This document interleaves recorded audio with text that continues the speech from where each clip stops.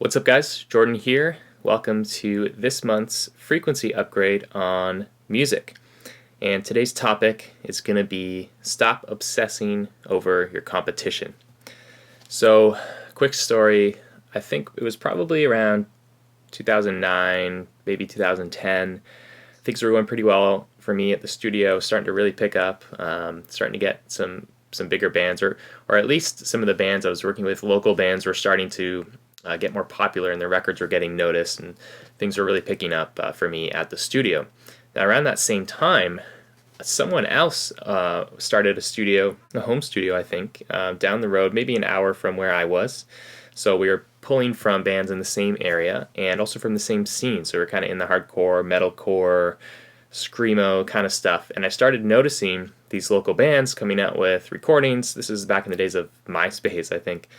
And I would hear these recordings, and they were pretty good. I started to get a little bit almost threatened, I guess, because a lot of the bands that I wanted to work with or that I thought were good and up and coming in the scene, they started going to this other studio. And honestly, I don't remember who it was, what his name was. All I know is that within a couple of years, he completely disappeared. And also a lot of the bands went there and then came back to work with me afterwards. So I'm getting a little ahead of myself here, but during that time, I remember listening to the recordings this studio was putting out, this guy, and like I said, they were pretty good. Actually, I thought his drum sounded better than mine, although he was just using the Paramore snare and everything, but that's besides the point. I remember almost like it made me very insecure because every time I was working on a project, I'd be listening to what he was doing, and I'd be like, oh man, he's better. He's stealing all my clients already, and now his mixes are better than mine. And what happened was I actually started to try and almost copy what he was doing. And I think it kind of got me stuck for a bit because instead of continuing on my path and trying to develop my sound further, I was trying to copy what he was doing and trying to make it sound like his, make my mixes sound like his, so that the bands would not go to him, they would come to me. Or if they thought about going to him, they would realize that my mixes sounded the same, so they would come to me instead. And this is a really bad strategy because there's a couple things. I mean, for one thing, when we look at our competition, this lesson could easily go under the business category as well.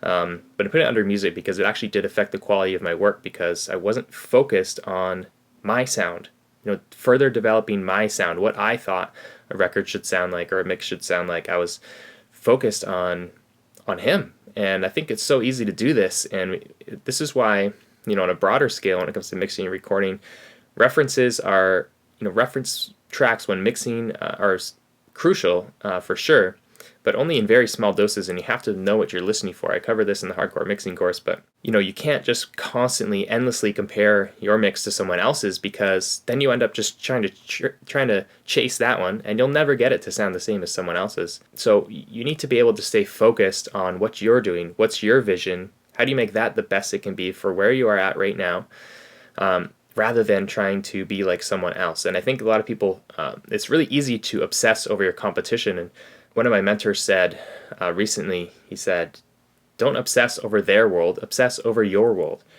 And this is something that I've applied to even this business as well, the online teaching.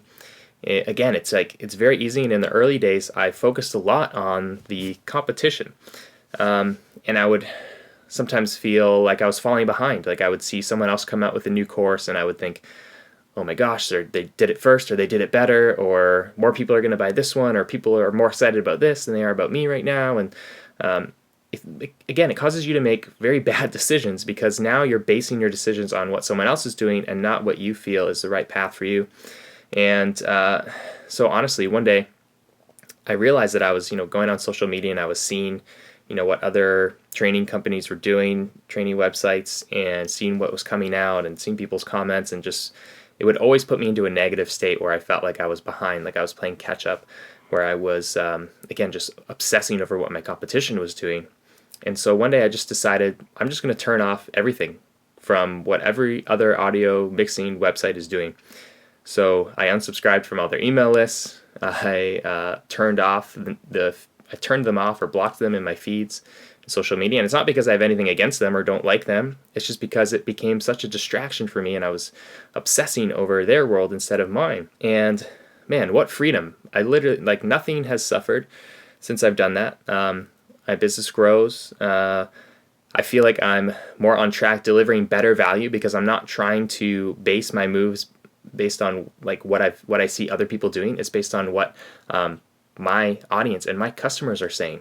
So this is the thing: is when we focus on our competition, we assume that what they're doing is working, and we don't know that. We only see the surface. We see like the tip of the iceberg. We don't see what's underneath here, right? And this was true of that guy I was telling you, that other studio. Like I said, he completely vanished after maybe 2 years.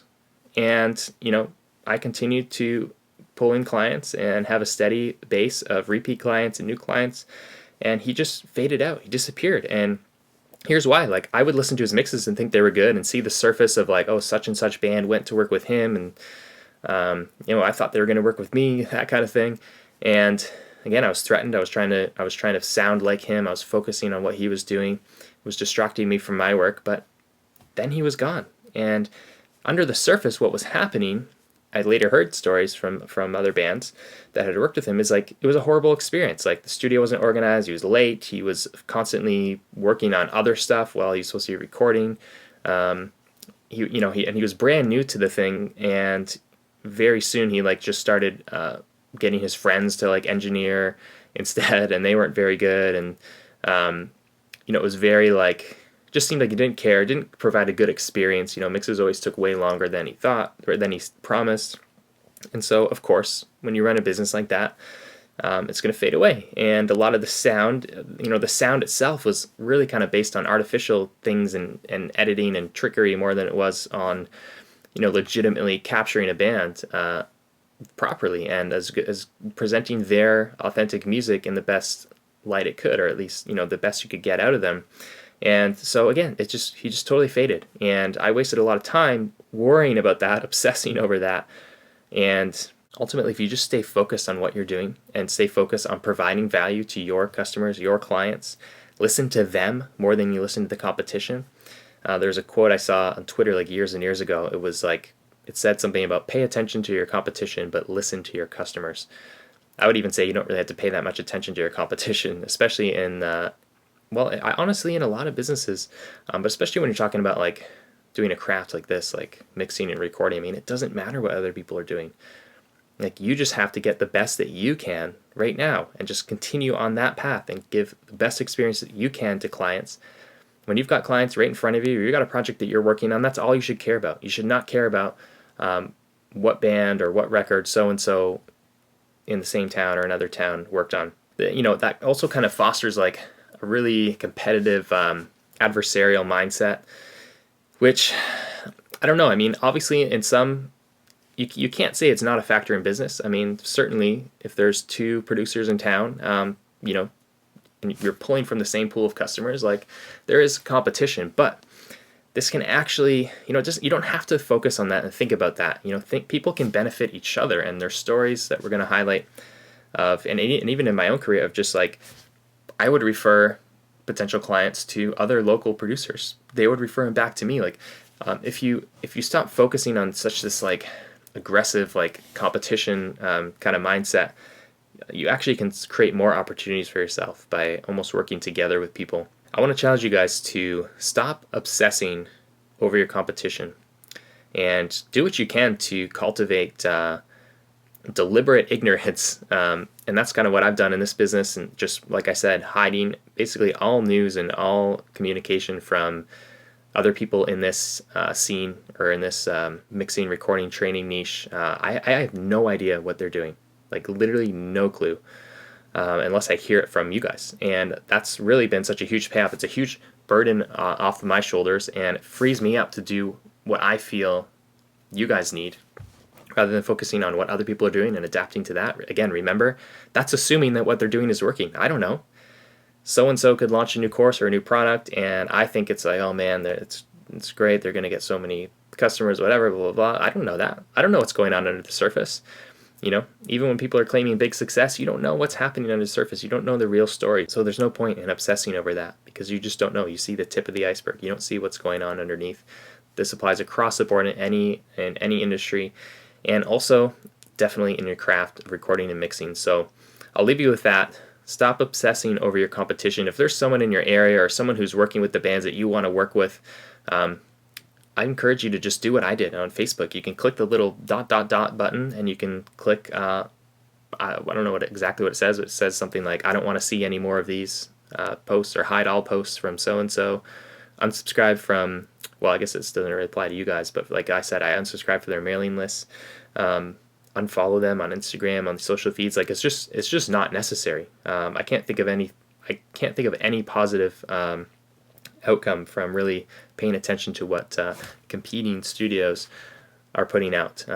Just focus on making your clients happy, doing the best on the project that's in front of you right now, and continue to hustle and obsess over your world, obsess over what you're doing and how you're growing and how you're progressing, and the rest will take care of itself. So leave a comment below. What do you think about this? Have you been obsessing with your competition?